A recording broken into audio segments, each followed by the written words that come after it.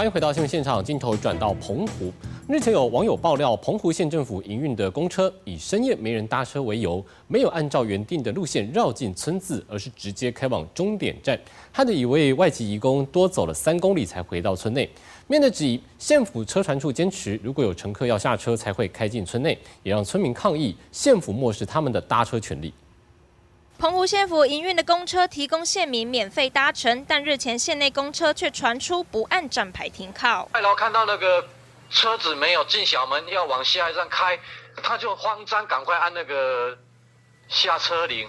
移工匆忙之中捡起掉落物品，赶紧下车。原来10号晚间，澎湖西屿乡这名外籍移工搭乘末班车，遇上司机询问车上乘客是否要在小门村下车。司机见无人回应，就没绕进村内，直接开过站。但由于这名外籍移工听不懂中文，只能被迫隔站下车，再顶着强风走1小时回到小门村。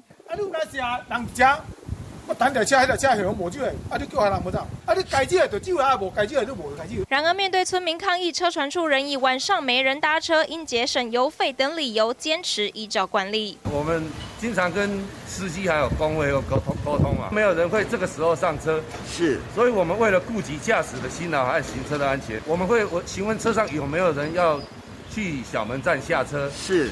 那没有的话，我们就不进去了。车船处强调，日后会加强司机的询问技巧，若民众有搭车需求，也愿意提供服务。但面对这样的答案，只怕村民不愿买单。记者吴新杰澎湖报道。